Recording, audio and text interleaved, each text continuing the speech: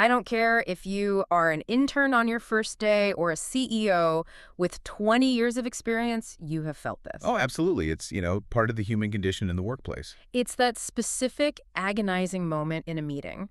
The conversation is moving fast, ideas are flying around, maybe it's a bit chaotic, and suddenly you have it. You have the clarity. Hmm. You know exactly what the team needs to do. You might even have the solution to the problem everyone has been arguing about for the last 20 minutes. You open your mouth to speak, and nothing happens. The freeze. The freeze, you hesitate, you start internal editing. Is this the right time? Is my phrasing perfect? What if I get interrupted? What if I sound stupid?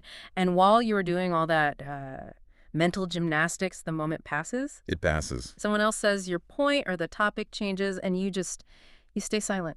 And it is so incredibly painful because you walk away feeling like you didn't contribute. Even though the value was right there in your head, you feel invisible. Exactly. And usually we beat ourselves up about it. We think, I'm just not aggressive enough, or, I'm not extroverted enough.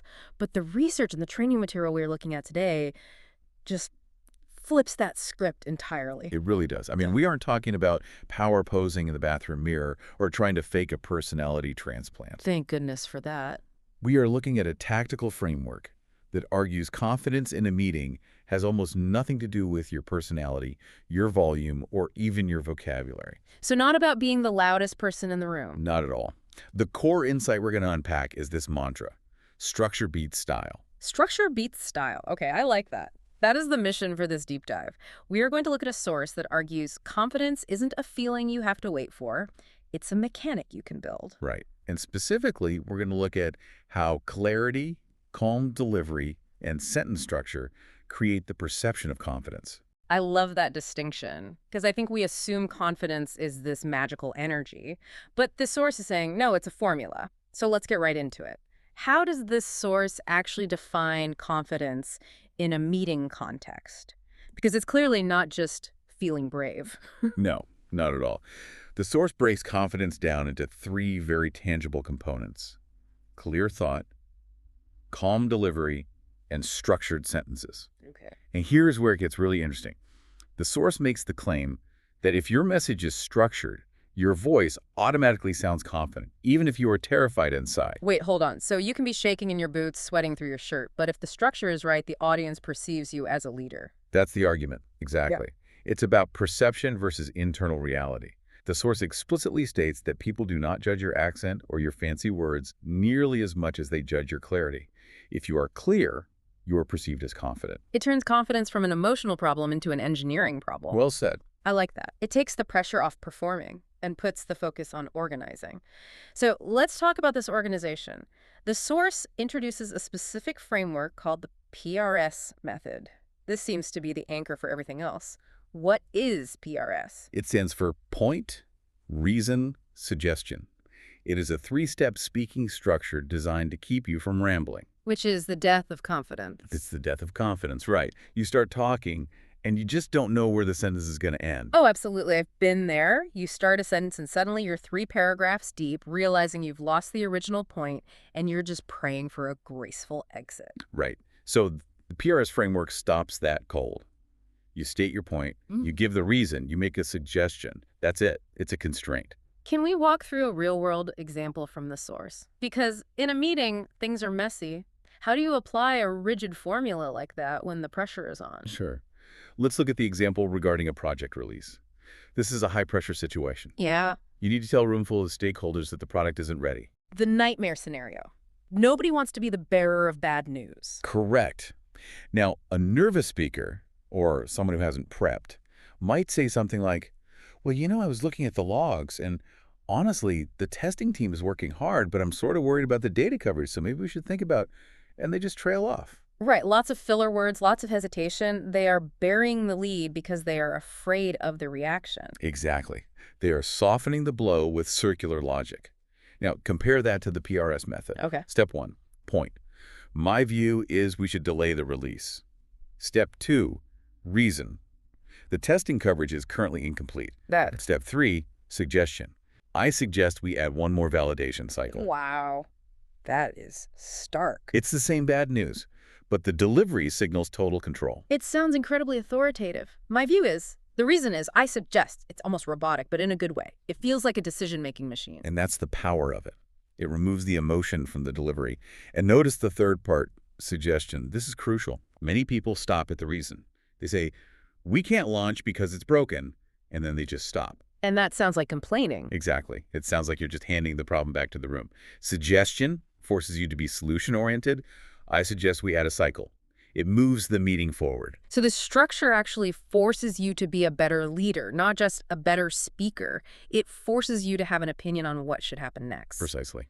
You can't use PRS if you don't know what you think. It's a forcing function for your own logic. Let's try one more example, maybe a positive one. Say you agree with a plan. Instead of just nodding or saying, yeah, cool, how would you use PRS? Simple. Point. Yeah. I agree with this approach. Reason. It significantly reduces our deployment risk. Suggestion. We should move ahead with it immediately. I see what you mean. Short structure equals strong delivery. It forces you to actually know what you think before you open your mouth. And for the listener, this is key. If you are someone who tends to over-explain, which is a common anxiety response, right? We feel if we talk more, we'll justify our existence. This framework is your safety net. You stop after the suggestion. You land the plane. Land the plane. I like that. Okay, so we have the structure once we get going. But the source identifies another huge hurdle, which is the freeze, right at the start. That moment where you want to speak, but you can't find the first word. The entry barrier. This is where most hesitation happens, at the very first sentence. The source suggests a tactical solution here. Starter lines. Starter lines, Yeah. like a script? Think of them as ready-to-speak openers to buy you thinking time. The source argues that the freeze happens because you are trying to construct a grammar-perfect opening while also trying to recall your technical point. It's just too much cognitive load. Like a buffer overflow in your brain. Exactly. So you need an on-ramp. You shouldn't be building the on-ramp while you're trying to merge onto the highway. You should have the opener memorized. Okay, so what are some of these magic phrases? The source lists several. Things like, I'd like to add 1 point, or here's what I'm seeing, or from a technical perspective. From a technical perspective, that's a good one. It immediately frames what you're about to say and establishes authority. Exactly. Or even simpler, let me build on that idea. Yeah. What these phrases do is they act like a placeholder. While your mouth is saying, I'd like to add 1 point, your brain has had an extra 2 seconds to formulate the actual point. That is such a great hack. It separates the act of speaking from the act of thinking just for a second. It bridges them. Yeah. And it signals confidence. My understanding is sounds a lot better than, it claims the floor? So we have the on-ramp and we have the PRS structure for the main drive. But there is another concept in here regarding the freeze that I found really counterintuitive. The source talks about partial speech. Can you explain that? Yeah. Because usually we are taught to think before we speak. This is a nuanced point, but it's critical for overcoming perfectionism. The source argues that freezing happens when your brain tries to draft the entire perfect paragraph before you say the first word. Which is impossible in a fast-moving meeting. By the time you draft it, the topic has changed. Right. So the advice is, replace perfect with partial. Speech is built while speaking, not before. So just start talking. That sounds risky. It sounds like you're telling people to babble. It sounds like that, doesn't it? But it's a calculated risk. The example given is really helpful here. Imagine you want to talk about a complex architecture issue. In your head, you're trying to build this massive sentence. I think the architecture should be redesigned because scalability may become an issue later. That's a lot to hold in your working memory. Yeah, I'd get stuck halfway through constructing that mental draft. Exactly. So instead, you just say the first half. You say, I think we should redesign this architecture. Once you say that out loud, momentum kicks in. The logic of language forces you to finish the thought. Your brain will naturally find the because part. So you're trusting the momentum, you throw the ball, and then you run to catch it. In a way, yes. It's about trusting your own expertise. If you start with a clear intent, I think we should redesign, your brain is a predictive engine. It will find the reasons. It stops you from waiting for that perfect sentence that never comes. I love that. Replace perfect with partial. It's very liberating. It basically says, start the car, the GPS will kick in. Exactly. Okay, let's shift gears a bit. We've talked about what to say and how to start. Let's talk about how to say it, because the source has some strong opinions on speed and silence. This is where we get into control and presence. One of the biggest takeaways from the source is speed kills confidence. Which is funny because I think sometimes we feel like if we talk fast, we sound smart. Like, look how quickly my brain is working. But to the listener, fast speech often sounds unsure or nervous or frantic. It signals that you're rushing because you're afraid someone's going to cut you off. It screams, I don't deserve this time, so I'll be quick. Ouch. Yeah, that resonates. Measured speech sounds confident. And the tool the source gives us to achieve this is the 1-second pause. The 1-second pause. Tell us about that. It sounds simple, but it is incredibly difficult to do when your adrenaline is pumping. The method is speak one sentence, pause for 1 second, continue. Can we try to audibilize that? Sure. Let's look at the example from the source regarding a module that needs refactoring. A nervous speaker would rush it all together. This module needs refactoring. The complexities, increasing maintenance will be harder. Right. It's a blur. I missed half of it. Now apply the pause. This module needs refactoring. The complexity is increasing. Maintenance will become harder. Wow. It feels heavy in a good way, like each sentence is a brick being laid down. Exactly. Pauses sound powerful to the audience, but they feel awkward to the speaker. When you're the one speaking, a 1-second pause feels like 10 seconds of silence. Oh. You have to get comfortable with that silence. It's about reclaiming time, isn't it? It's saying, I am important enough that you will wait 1 second for my next thought. That is the subtext, yes. It signals control. And it kills filler words. You literally cannot say, if you are focusing on taking a silent breath. The silence replaces the filler. Speaking of control, what about when you lose it? Or rather, when someone tries to take it from you? The source has a section on handling interruptions. This is my nightmare scenario. You're doing your PRS, you're pausing, and then boom, Dave from accounting cuts in. It happens. And the source is very clear on the rule here. No aggression, no apology. No apology, because my instinct is always, oh, sorry, I was just... That's the instinct to suppress. We apologize for existing. The source says you need calm continuation. Confidence is steady, not defensive. So if you get interrupted, you use a script. Give me the scripts. I need to write these down. Let me complete that thought. Simple, direct. Or, 1 second, this connects to your point.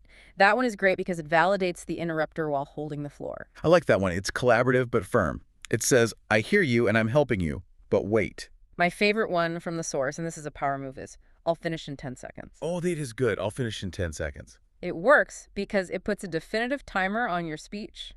It tells the interrupter, you will get your turn very soon, but not yet. It's hard to argue with 10 seconds. It makes you look reasonable and them look impatient. It's brilliant. And again, it goes back to that theme of structure. You aren't just emotionally reacting to the interruption. You are deploying a structural tactic to handle it. Precisely. That's exactly where I was heading, is another one.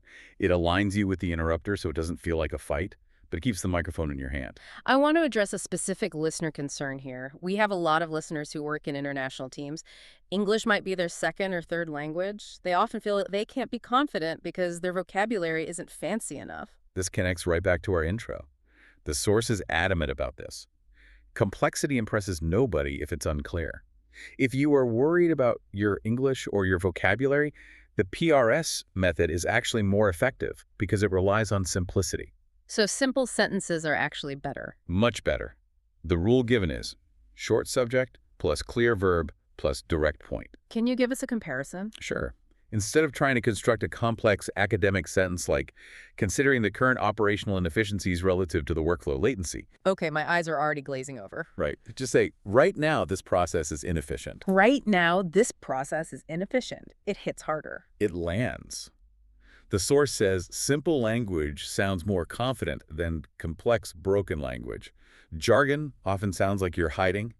Simplicity sounds like you know the truth.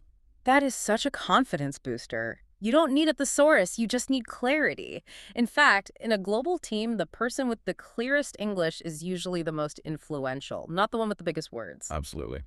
Okay, we are nearing the end of the deep dive, but we have to talk about preparation because the source says most people are doing it wrong. Or not doing it at all. The preparation trick mentioned is the 2-minute prep. 2 minutes. Most people walk into a meeting and plan to improvise. They grab their coffee, log into Zoom, and just hope for the best. The source says, don't. What should we do in those 2 minutes? Write down your PRS. Before the meeting starts, just jot down on a sticky note my main point. 1 supporting reason. 1 suggestion. Just 3 sentences. Just 3. If you have those written down, you have a safety anchor. If you get nervous, you don't have to think. You just have to read. Preparation creates calm. Even 2 minutes changes the quality of your delivery. It seems so obvious, but it's like an external hard drive for your brain. It offloads the cognitive load so you can focus on delivery, not memory. Exactly. And that small investment of time is the difference between rambling and precision. So if we want to get good at this, if we want to master the PRS, the pauses, the starter lines, how do we train? The source gives us a daily drill. Yes, the 5-minute confidence drill. The idea is that confidence is a muscle, not a mood. You have to work it out. What's the workout? Pick a topic. Any topic, project delay, new tool, bug priority, even why tacos are better than pizza if you want to keep it low stakes. Speak for 1 minute using the PRS structure, and here's the kicker. Record it. Oh, the painful part, listening to your own voice. It's necessary. Record it on your phone and listen back. Did you use the structure? Did you use fillers? Did you pause? Do this once a day. The source claims 5 minutes daily builds meeting confidence fast. It makes sense. If you do it in private, it becomes muscle memory. So when you're in the high-pressure meeting, the structure is just there waiting for you. Exactly. You are training your brain to organize thoughts into point, reason, suggestion automatically. You want it to be a reflex. Okay, let's unpack this whole episode. We've covered a lot of ground. What are the big takeaways for you? For me, the biggest takeaway is that confidence is accessible. It's not reserved for the extroverts or the native speakers. You don't need to be louder. You don't need perfect English. You need structure.